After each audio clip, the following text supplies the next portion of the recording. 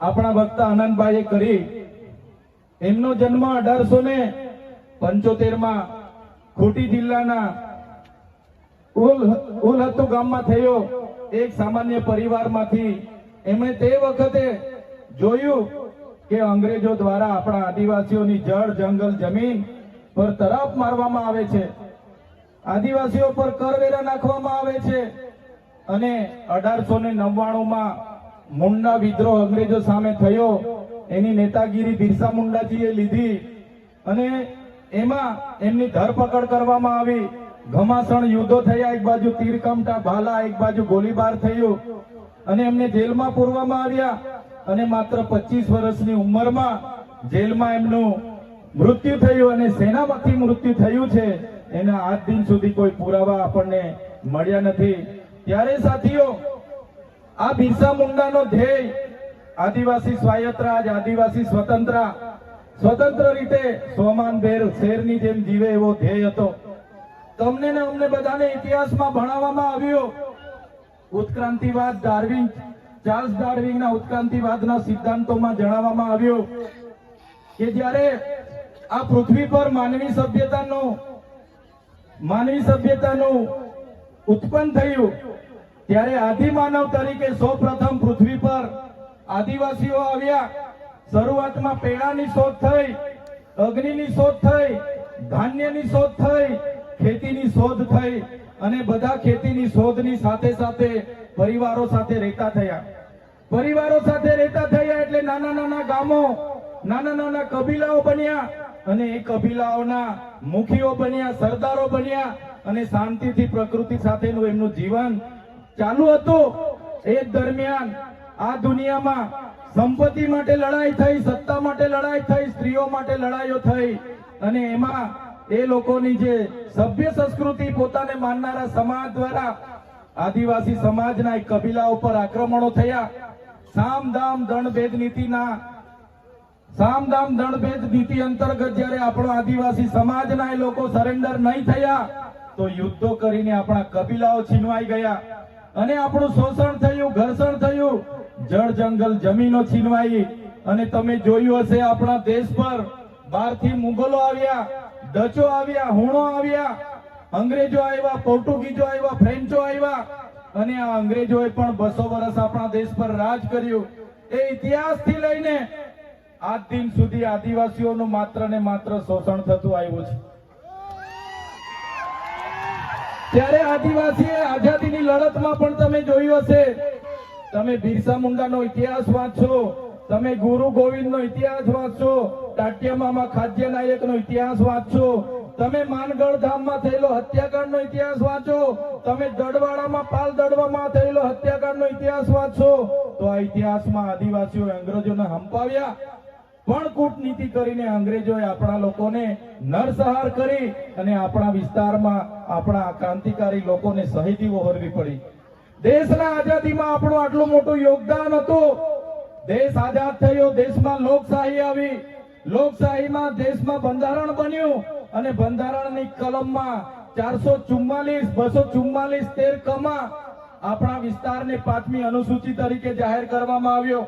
એ જ પ્રકારે દેશના આસામ હોય, સિક્કિમ હોય, મિઝોરમ હોય, નાગાલેન્ડ હોય, મેઘાલય હોય, તમામ રાજ્યોને અનુસૂચિ 6 અંતર્ગત સમાવેશ કરવામાં આવ્યો. ત્યારે અનુસૂચિ 6 ત્યાં લાગુ કરવામાં આવી અને ગુજરાતમાં આજ દિન સુધી અનુસૂચિ 5 લાગુ કરવામાં નથી આવી. અને આ સત્તામાં બેઠેલા લોકો અનુસૂચિ 5 લાગુ હોવા છતાં પોતાનો સત્તાનો દુરુપયોગ કરીને આદિવાસીઓની જમીનો છીનવી રહ્યા છે, આદિવાસીઓના ખનીજો છીનવી રહ્યા છે, કુદરતી સંપાદનો છીનવી રહ્યા છે. રોડના નામે, ડેમના નામે, આ વિસ્તારમાં કોરિડોરના નામે, જીએમડીસીના નામે, હાઇડ્રો પાવરના નામે, જીઆઈડીસીઓના નામે, સરકારી આવાસોના નામે, સ્ટેચ્યુના નામે આજે આદિવાસીઓને એમની જમીનો છીનવાઈ રહી છે. આજે આખા દેશમાં 80 લાખ આદિવાસીઓ વિસ્થાપિત થયા છે. એ આ સરકારો દ્વારા કરેલી દેન છે સાથીઓ. આજે ગુજરાતમાં, આજે દેશમાં 8% આદિવાસીઓ છે. 2011 ની વસ્તી ગણતરી પ્રમાણે 11 કરોડથી પણ વધારે દેશમાં આદિવાસીઓ છે. આજે ગુજરાતમાં 15% આદિવાસીઓ છે. 1,25,00,000 આદિવાસીઓ ગુજરાતમાં છે. 29 જાતિઓ ગુજરાતમાં આદિવાસીઓની છે. આજે તમે મને બતાવો કયા ક્ષેત્રમાં આદિવાસીઓ 15% છે? બતાવો મને. તમે સચિવાલયમાં જશો, આદિવાસીઓનું લિસ્ટ તમે માંગજો. તમે હાઈકોર્ટના જજની યાદી જોઈ લેજો. તમે ઇન્ડસ્ટ્રીયલના આપણા આદિવાસીઓને કેટલા લાભો મળ્યા છે જોજો. તમે રિયલ એસ્ટેટમાં આપણા આદિવાસીઓની સંખ્યા જોજો. ત્યારે આઝાદીના 78 વર્ષમાં સરકારોએ માત્ર ને માત્ર આદિવાસી બજેટમાંથી અમૃત મહોત્સવો કાઢે છે, વિકાસ મહોત્સવો કાઢે છે, ગૌરવ યાત્રાઓ કાઢે છે અને પોતાના તાઇફાઓ કરે છે. ત્યારે હવે આપણે બધાએ જાગી જવાનું છે અને આ સરકારને 2027માં ઉખાડીને આપણે ફેંકી દેવાની છે. સાથીઓ, અમે 4 વર્ષ પહેલા જનનાયક બિરસા મુંડાજીની પ્રતિમા ડેડિયાપાડામાં સ્થાપના કરતા હતા અને એમના વિચારોને ઉજાગર કરવા માટે, એમના વિચારોમાંથી આવનારી પેઢી પ્રેરણા લે એ માટે અમે ત્યાં પ્રતિમા સ્થાપિત કરતા હતા. ત્યારે આ ભાજપના સાંસદ મનસુખભાઈ વસાવા, 3 જિલ્લાની પોલીસ અને એમના RSS વાળાએ આપણને ત્યાં પ્રતિમા સ્થાપતા અટકાવી દીધા હતા અને પ્રતિમા સ્થાપતા આપણા ઘણા લોકોને ડિટેન કર્યા હતા. 3 જિલ્લાની પોલીસ અમને પકડવા માટે આવી હતી, છતાં આપણે એમનાથી ડર્યા નથી અને બિરસા મુંડાની પ્રતિમા ડેડિયાપાડામાં સ્થાપિત કરી છે. ત્યારે આજે દેશના વડાપ્રધાનને આજે ડેડિયાપાડા આવવું પડે એ આપણા બધાની તાકાત છે. ત્યારે વડાપ્રધાન ડેડિયાપાડા આવે છે ત્યારે લોકોને ભેગા કરવા માટે 500 કરોડ આદિવાસી બજેટમાંથી જોગવાઈ કરવામાં આવી છે. હજારો બસોની વ્યવસ્થા કરવામાં આવી છે અને બધા કર્મચારીઓને એમાં લગાડી દેવામાં આવ્યા છે. આજે ડેડિયાપાડાના ગામડાઓમાં ટીડીઓ ના મળે, તલાટીઓ ના મળે એવા ગામડાઓની ગલીઓમાં આ ગુજરાતના નાયબ મુખ્યમંત્રી, એમના મંત્રીઓ, એમના સાંસદો, એમના ધારાસભ્ય ડેડિયાપાડાના ગલીઓમાં 4 દિવસથી ફરે છે. જે લોકો એસી ચેમ્બરોમાંથી બહાર નહોતા આવતા, જે લોકો ગાંધીનગરમાં પડે ફતારીએ રહેતા હતા, એ લોકોને ગામડે ફરતા કરી દીધા. એ આપણી બધાની તાકાત છે ભાઈઓ. ત્યારે નરેન્દ્રભાઈ મોદી આપણા કુળદેવી માતાના દર્શને જવાના છે. દેવમોગરા એ મહારાષ્ટ્ર, મધ્યપ્રદેશ, ગુજરાત અને રાજસ્થાનના લાખો લોકોનું આસ્થાનું કેન્દ્ર છે અને દેવમોગરા જઈને રાજનીતિ જ્યારે કરવા માંગે છે ત્યારે નરેન્દ્રભાઈ મોદીને હું આ મંચ પરથી કહેવા માંગુ છું, તમને જો આદિવાસીઓ માટે હિત હોય તમે દેવમોગરા જજો, તમે હિજારી લઈને આવજો, તમે મવડાનો ચોખ્ખો દારૂ 1 બોટલ લઈને આવજો, તમે એક મરઘો લઈને આવજો, એક બકરો લઈને આવજો. દર્શન કરીને એની પ્રસાદી કરીને તમે ત્યાં જ જમીને પછી જજો. ત્યારે અમે માનીશું કે તમે આદિવાસીઓના હિતેચ્છુ છો. તમે આદિવાસીઓ માટે આજ દિવસ સુધી તમે 24 વર્ષથી રાજનીતિમાં છો. આગળ મુખ્યમંત્રી હતા, હમણાં વડાપ્રધાન છો. આદિવાસીઓ આજે શિક્ષક માટે આંદોલન કરે છે, શાળા માટે આંદોલન કરે છે, નર્મદાના પાણી માટે આંદોલન કરે છે, પોતાની જમીનો બચાવવા આંદોલન કરે છે, જીએમડીસી હટાવવા આંદોલન કરે છે, જીઆઈડીસીઓમાં રોજગાર માટે આંદોલન કરે છે. ત્યારે નરેન્દ્રભાઈ મોદીજીને કહેવા માંગુ છું, હવે અમે લડેંગે, જીતેંગે, જિંદાબાદ, મુર્દાબાદ આવેદન નિવેદન કરવા માંગતા નથી. હવે અમે લડવા માંગતા નથી. હવે ધરણા પ્રદર્શન બંધ, હવે આંદોલન બંધ.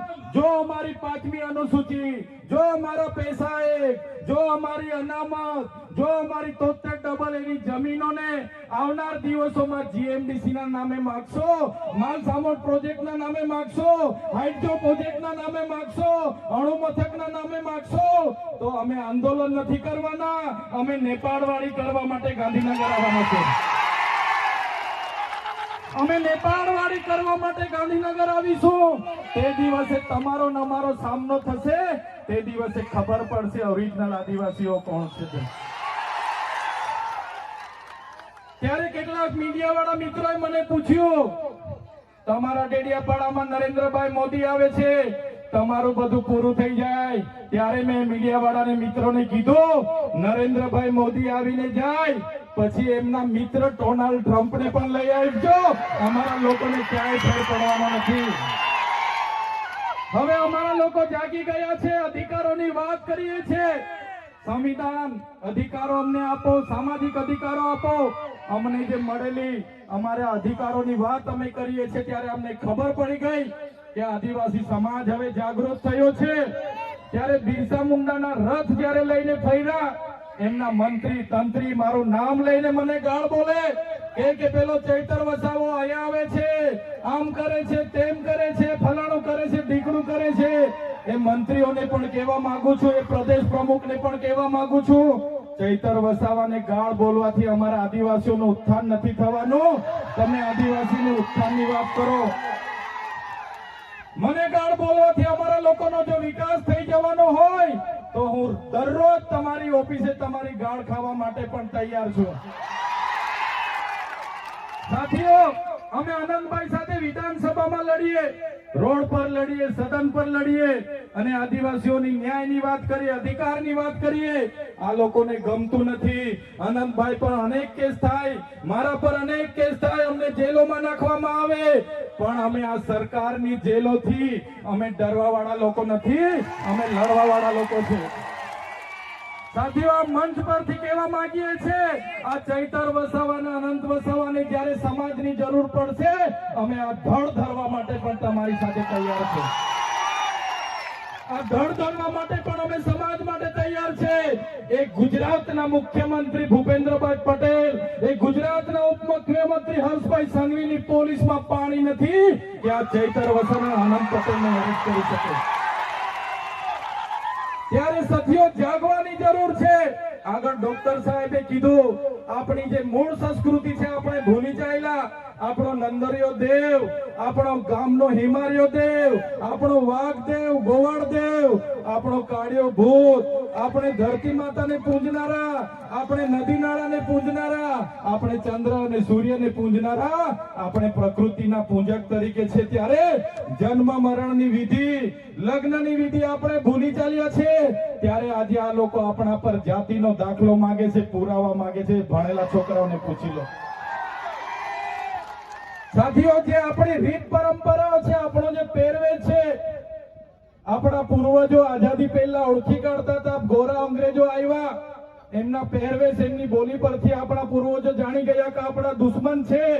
આજે તો આપણે એ લોકોની સંસ્કૃતિ અપનાવતા થઈ ગયા, એ લોકોના પેન્ટ શર્ટ પહેરતા થઈ ગયા, એ લોકોના જીન ટી શર્ટ પહેરતા થઈ ગયા, એ લોકોના બૂટ સૂટ આપણે પહેરતા થઈ ગયા. આપણી બહેનો પણ આજે પંજાબી પહેરતી થઈ ગઈ, ડ્રેસ પહેરતા થઈ ગયા, ચણિયા ચોરી પહેરતી થઈ ગઈ, જીન્સ ટી શર્ટ પહેરતા થઈ ગયા.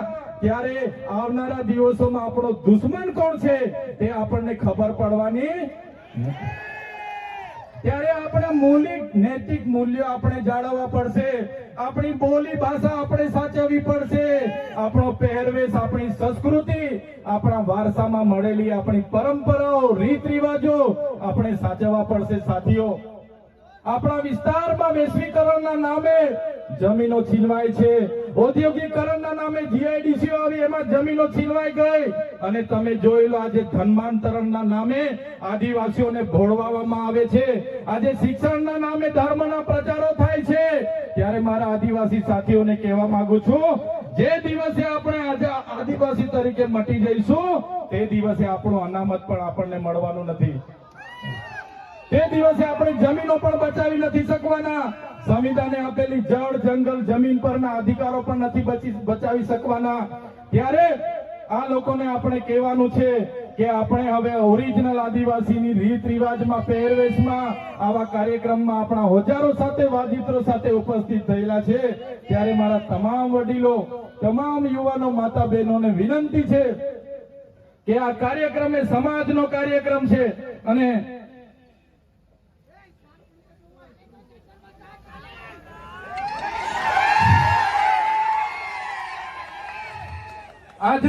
કાર્યક્રમ એ આપણી સમાજની તમે એકતા બતાવી છે.